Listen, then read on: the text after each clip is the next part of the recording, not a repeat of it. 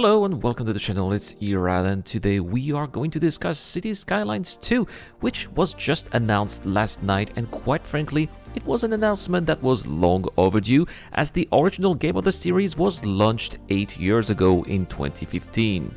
The game was accompanied by its expected plethora of DLCs, which is a traditional commercial practice of publisher Paradox Interactive, but over the course of the past couple of years seemed to have been aging quite a bit, especially compared to other games that have tried to offer something a little different in terms of city building and especially transportation like Transport Fever 2. So, what did we learn from the trailer? Well, not that much actually, since it was not made using game footage. The trailer, therefore, is only here to create hype and inform us that the game is under development and should be released soon. We were not given a date. The only thing that we know is that it will be released this year, which means not too far in the future, since Paradox are known for releasing their games a few months after their announcement, so we should expect to see more from Collosal Order's next installment very soon. If the trailer is any indication of what we should expect to see in the game, then we should have a few new features such as dynamic seasons, which was not something that we had in any shape or form in the original game. We only had a chance to play in perpetual snowy winter if you chose to. It also looks like the game is going to focus a lot on transportation, as we saw a very large harbor, but also roads and bridges being constructed, and a very beautiful suburban looking roundabout, but that's about it. Last but not least, we should also be getting night and day cycles, something that was not featured at release in 2015 in the original game, but that seems to be present since we get to see a city waking up at dawn with street lights still being turned on. There are, however, other sources of information about what the game will feature, and for that we have to look at the achievements list, which apparently has been shared with actual art from Collosal Order, so it seems legit.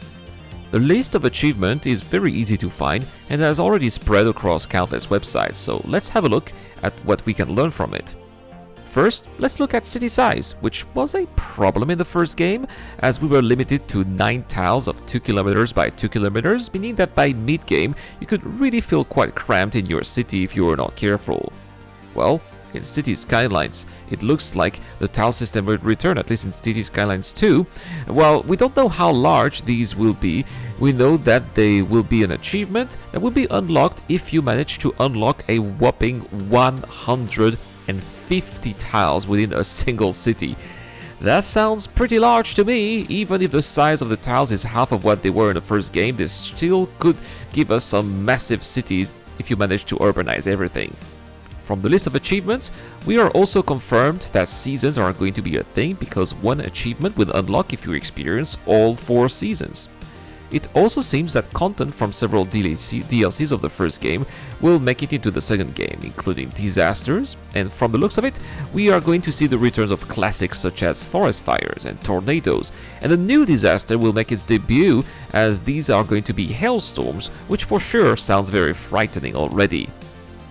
Another disaster that seems to be making its debut in the game is the rat infestation.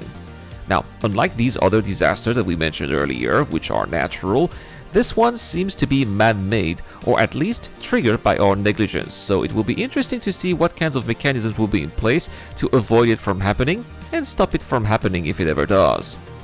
Finally, another achievement that seems interesting is an achievement that will unlock if all 4 zones are placed within the city.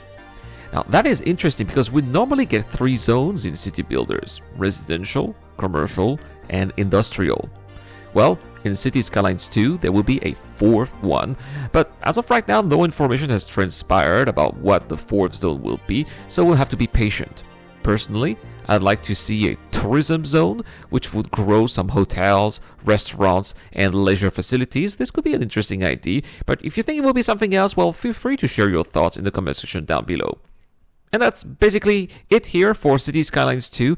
The rest of the achievements were covering things that we've seen in the previous game, like population, happiness, or university. So nothing too exciting there, but let me know in the comment section down below what are your expectations for Cities Skylines 2, and what would you like to see added in the game, or when do you think it will be out? Well, I can't wait to be reading your thoughts in the comment section down below.